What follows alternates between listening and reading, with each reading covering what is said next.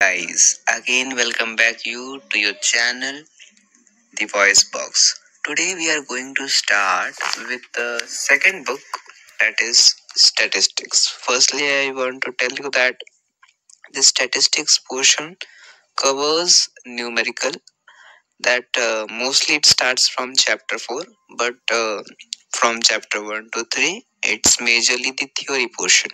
Okay, so we will focus on that only for your upcoming exams. As you know, this all should be written as your notes, your short notes. You can use it for your main notes also.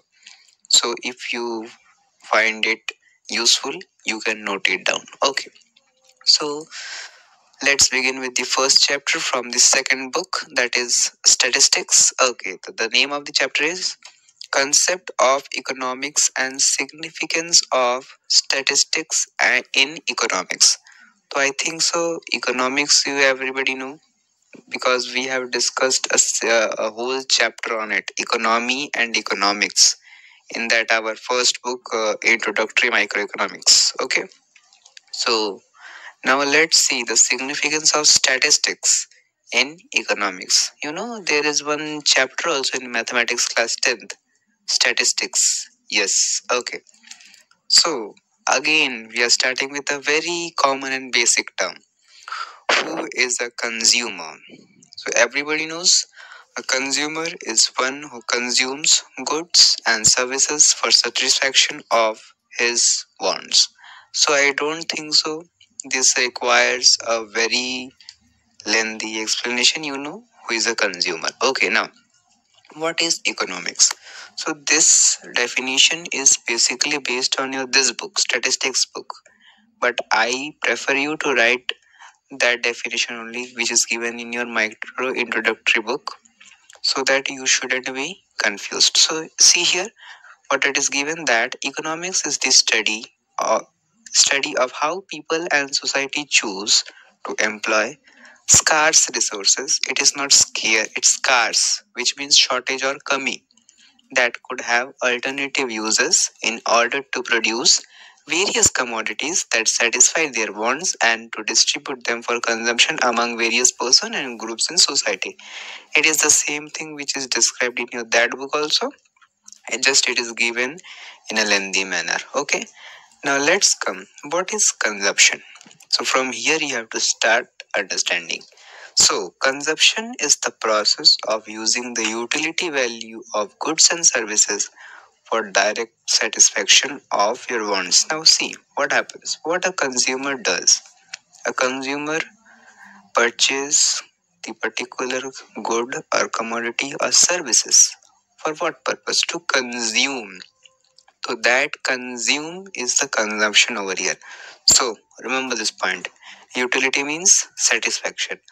So the consumption is the process of using the utility value of goods and services. मतलब अपने direct satisfaction के लिए अपने goods और services से जो direct utility मिल रही है, उसी प्रोसेस को हम लोग कंजप्शन कहते हैं. Again, consumption is the process of using the utility value of goods and services for the direct satisfaction of our wants. Second point, utility value of goods means inherent capacity of goods and services to satisfy human wants. So ultimately ये कहना चाह रहा है कि commodity good या service जो कुछ भी होना क्यों, अल्टीमेटली उसकी इनहेरेंट कैपेसिटी हो और वो ह्यूमन वांट को सेटिस्फाई कर पाए, बस. Now who is a producer? A producer is one who produces and sells goods and services for generation of income. This is also very common term है कि भाई प्रोड्यूसर कौन. Okay, now what is production? So production is the process of converting raw materials into useful things. अब मान लो आपको लकड़ी लाके दे दिया गया, उसके अंदर ग्राफाइट इंसर्ट करके नहीं दिया गया, आप लिख पाओगे? कैन यू इमेजिन दैट लकड़ी का टुकड़ा as a pencil? No. that लकड़ी is normally what? The raw material. It is then produced. Now the process of the formation of that लकड़ी का टुकड़ा into a pencil is your production. ठीक है, तो वही बोल रहा है कि production is the process of converting raw materials into useful things. Now things become useful as acquire utility value in the process of production. और वही चीज ज्यादा यूजफुल होते हैं जो क्या करते हैं, मोर यूटिलिटी देते हैं, यानी मोर सेटिस्फेक्शन देते हैं। वही चीज ज्यादा यूजफुल और मार्केट में ज्यादा चलते हैं। सीधी बात है, साइकोलॉजिकल फेनोमेनन है कि जो चीज ह्यूमन ब्रेन को ज्यादा सेटिस्फाई करती है कम प्राइस में, उसी को ह्यूमन बार बार खरीदना पसंद करता है। Okay, come towards next, what is saving? Now this is a very common term for today, but few years ago this 16-17 year age very few people knew about saving. बोलो 16-17 साल के बच्चों के बारे में, बड़े लोगों के बारे में मैं बात ही नहीं कर रहा हूँ। अभी सब कोई जानते हैं, वो अलग बात है, because you all are commerce students. हाँ, सबको सीए बनना है, एमबीए करना है। No, that is not required कि सब कोई सीए बनेंगे। Okay, come back to the topic. What is saving? So saving is the part of the income which is not consumed. It is an act of absentation for consumption. यही बोलना चाह रहा है कि भाई हम जितना कमाते हैं उसमें से एक हिस्सा जो है हम बचा के रखते हैं, भले वो 1/3 हो, 2/3 तो नहीं बचाते हैं, कोई 1/3 हो या 0.5 of third, कुछ भी हो, बचाते जो है वही होता है हमारा saving. Commerce people, you should know the formula, saving is equals to income minus expense. Okay, that is very very important formula, remember, saving is equals to income minus expense. Okay, now next, what is investment? It is expenditure by the producer on a purchase of such assets which helps to generate income. अब assets क्या है और liabilities क्या है ये समझाने की जरूरत नहीं है। ये समझो कि एक particular amount और एक particular portion of salary जो हम अपने ऐसे asset पे इन्वेस्ट करते हैं जिससे कि हमारा इनकम जनरेट होता है, वही एक्सपेंडिचर होता है। तो सेविंग का और इन्वेस्टमेंट का यही अंतर है। आप पैसा सेव करोगे तो वो पैसा एक पर्टिकुलर टाइम पीरियड के बाद बढ़ेगा। उसका एक, जैसे आपने बैंक में एक फिक्स डिपॉजिट कर लिया, बोल दिया कि आपको 10 साल बाद इसका 7-8% का रिटर्न मिल जाएगा। आपने 20 लाख रुपए रखा था, 7-8 साल बाद आपका वो 20 लाख रुपया हार्डली 21-22 लाख, ज्यादा हो सके तो और ज्यादा बन के निकल सकता है। लेकिन वहीं पे आपने स्टॉक मार्केट में इन्वेस्ट किया, आपने हाई कैप में इन्वेस्ट किया, जिसमें आपका क्या है, रिस्क एकदम कम है, आपको 12-13% का रिटर्न मिल रहा है, तो वो आप दिए, आपको मिल गया। तो सेविंग में क्या होता है, सेविंग में हम लोग देखते हैं कि जो इनकम इंक्रीज हो रहा है वो थोड़ा उसका रेट डाउन चलता है, किसके कंपैरिजन में, इन्वेस्टमेंट के कंपैरिजन में। मतलब इन्वेस्ट करके आपका पैसा जितना बढ़ता है उतना सेव करके नहीं बढ़ता है, इतना ही कहना चाह रहा हूं। तो यही है कि हम लोग का वो एक्सपेंडिचर जो प्रोड्यूसर एक ऐसे एसेट पे खर्च करता है जिससे कि उसका इनकम जनरेट होता है, दैट इज योर इन्वेस्टमेंट। क्या बोल रहा है, it is an expenditure by the producer on the purchase of such asset which helps in generate income. Now come, what is economic activity? Economic activities which brings profit or income in term as an economic activity. वही profit की बात और income की बात, कोई ऐसा काम जो प्रॉफिट और इनकम लाता है वही तुम्हारा क्या होता है, economic activity. Next, what are economic problems? ये वही आपका जो माइक्रो इंट्रोडक्टरी बुक में पढ़ा था ना, वही है कि भाई it is a problem of choice और the problem of allocating of scarce resources to alternative uses rising on the account of the fact that resources are scarce and this have alternative uses. ये मैं तो कहता हूँ कि जो जो common terms है दोनों बुक में आप सेम डेफिनेशन फॉलो करो, क्योंकि अब एग्जाम में पूछ दिया तो एग्जाम में ये नहीं बोलेगा कि आप इस बुक के रेफरेंस में लिखो, आपको दोनों में से 40-40 का पेपर मिलेगा तो आपको एक डेफिनेशन के साथ चलना है, तो कंफ्यूज नहीं होना है। Now next, Now, three distinct components of economics. What are those? Consumption, production and distribution. तो कंजम्पशन कौन करता है? कंज्यूमर करता है. प्रोडक्शन कौन करता है? प्रोड्यूसर करता है. और डिस्ट्रीब्यूशन कौन करता है? कौन करता है? कस्टमर करता है. कस्टमर कौन है? The person who buys the goods for resale purpose. ठीक है, okay. Now what is statistics? Statistics क्या है? The systematic treatment of quantitative expression is known as statistics. ये आपका सबसे इजीएस्ट डेफिनेशन है. इससे इजीएस्ट डेफिनेशन क्लास 11 में स्टैटिस्टिक्स का कहीं नहीं मिलेगा. Write it down. The systematic treatment of quantitative expression is known as statistics. Okay. अब इसका भी दो तरह का होता है. जैसे देखो, अब ये जो हमने डेफिनेशन पढ़ा है, it can be also defined in two sense. What are those? In a plural sense और in a singular sense. Okay, so let's begin with the plural sense first. So in its plural sense, statistics refers to the information in terms of numbers or numerical data such as population statistics, employment statistics, statistics concerning public expenditure. However, any numerical information is not statistics. ये कहना चाह रहा है कि मान लो government एक census जारी करती है कि भाई अभी हमारे देश में इतने पर्टिकुलर लोग हैं, इसमें से इतने इस जेंडर के इतने लोग हैं, इस जेंडर के इतने लोग हैं. तो that is the statistics, population statistics. अब इस इतने टोटल लोग हैं, इसमें से इतने लोग एम्प्लॉयड है, तो क्या हो गया? वो एम्प्लॉयमेंट स्टैटिस्टिक्स हो गया. अब मान लो आपके क्लास में 54 बच्चे हैं. अब मैंने कह दिया कि 20 are girls and 34 are boys, तो क्या बन गया? एक स्टैटिस्टिकल डाटा बन गया. लेकिन अब मैंने बोल दिया 54 स्टूडेंट्स, तो वो डाटा है लेकिन वो स्टैटिस्टिक्स नहीं है. तो इसलिए बोल रहे हैं कोई भी नंबर, न्यूमेरिकल इंफॉर्मेशन स्टैटिस्टिक्स नहीं हो सकता. ठीक है.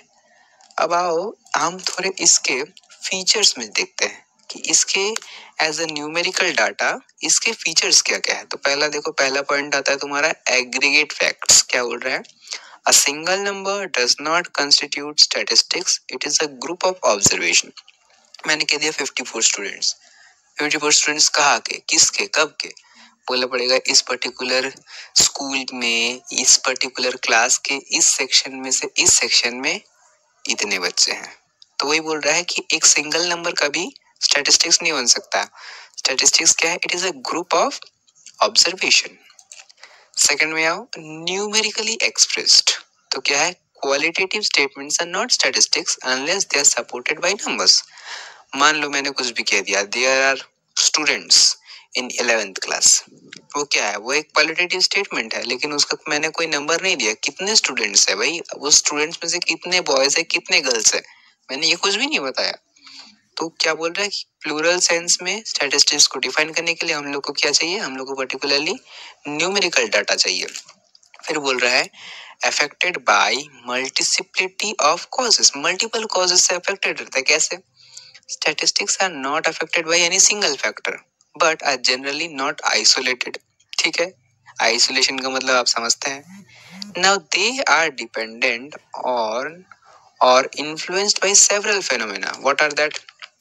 Electricity yield are affected by the consumption rate of electricity. मतलब यहाँ पे इलेक्ट्रिसिटी का एग्जाम्पल देके बोला गया है कि भाई इलेक्ट्रिसिटी है और यील्ड ऑफ कंजम्पशन ज्यादा है, तो रेट ऑफ इलेक्ट्रिसिटी में भी आपका क्या होगा? इंक्रीज होगा. अब मान लो, अब इलेक्ट्रिसिटी में तो आप वो नहीं करोगे ना कि इलेक्ट्रिसिटी का यूनिट बढ़ गया तो आप कंजम्पशन घटा दोगे. आप क्या करोगे? आप दिन में लाइट नहीं जलाओगे, एसी फैन कम यूज करोगे, बस आप अपना यूज घटा सकते हो. आप इलेक्ट्रिसिटी के बगैर तो नहीं रह सकते ना. भले इलेक्ट्रिसिटी का रेट बढ़ जाए, आपको इलेक्ट्रिसिटी आपको चाहिए ही चाहिए. आप क्या कर सकते हो? उसको सेव कर सकते हो, लेकिन आप उससे कंप्लीटली डिटैच नहीं हो सकते. नहीं, अब से हम लोग इलेक्ट्रिसिटी यूज नहीं करेंगे, अब से हम लोग फिर से लालटेन यूज करेंगे. Okay, that's not possible. Okay, then come to the second thing, reasonable accuracy. A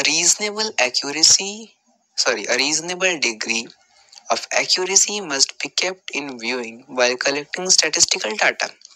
ये बोला जा रहा है कि एक एक्यूरेसी होनी चाहिए। आप जब डाटा कलेक्ट कर रहे हो तो उसमें कितनी सत्यता है कितनी झूठी है वो नहीं, आप जो जब कलेक्ट कर रहे हो, जब इन्वेस्टिगेटर हो, तो आप जो भी डाटा कलेक्ट कर रहे हो वो एक पर्टिकुलर डिग्री ऑफ एक्यूरेसी उसकी होनी चाहिए कि नहीं, इस हद तक ये सही है, पूरा सही होने की जरूरत नहीं है, degree of accuracy should be there. And this accuracy depends on the purpose of investigation, its nature, size and available of resources.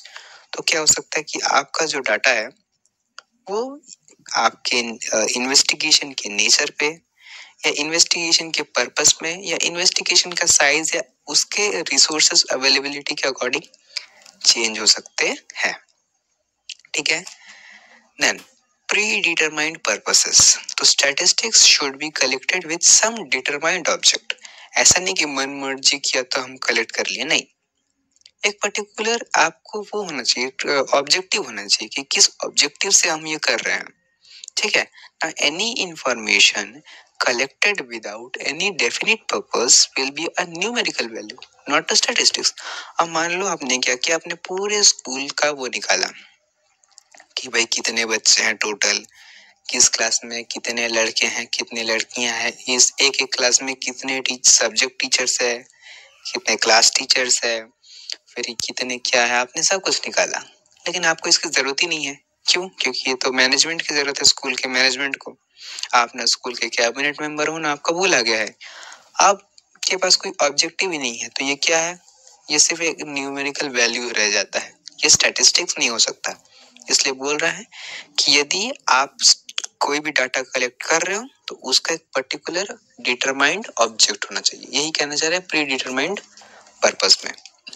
The next, collected systematically, statistics should be collected in a systematic manner.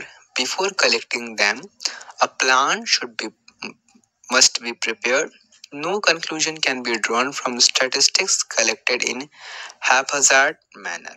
मतलब उत्पटांग तरीके से लाया हुआ कोई भी statistics को हम लोग कंक्लूड नहीं कर सकते। ठीक है, और वो जो होगा, मतलब जब स्टैटिस्टिक्स आप कलेक्ट करोगे वो एक सिस्टमेटिक मैनर में होना चाहिए।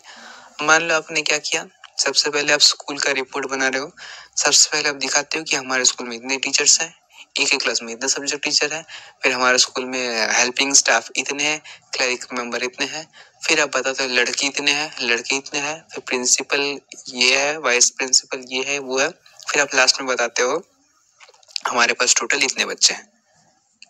ये पूरा खिचड़ी पक गया, आपने पहले गर्ल्स बताया बॉयज बताया, आपने तो टोटल नंबर ऑफ स्टूडेंट्स पता ही नहीं। तो क्या होना चाहिए, एक सिस्टमैटिक वे में चलना चाहिए। सबसे पहले आप स्टार्ट करोगे स्टूडेंट के साथ, हमारे स्कूल में इतने स्टूडेंट्स हैं, फिर स्टूडेंट्स के बाद फिर ये गर्ल्स का नंबर है, ये बॉयज का नंबर है, फिर आप टीचर्स पे आएंगे, टीचर्स के बाद फिर आप लोग डिग्निटरीज में आएंगे, फिर हेल्पिंग स्टाफ्स में आएंगे। ओके, तो हम लोग इन शॉर्ट ये सारे फीचर्स को मिला के क्या बोल सकते हैं कि it is concluded that all numerical datas can not be statistics but all statistics are called numericals. ठीक है, तो ये जो आपको आज हम समझाए plural sense of statistics, this is very very important for your exam purpose. Today I am ending up here, although this video is very long, so I think so you need to revise it very well and prepare for your examinations. Thanks for watching the video. Thank you.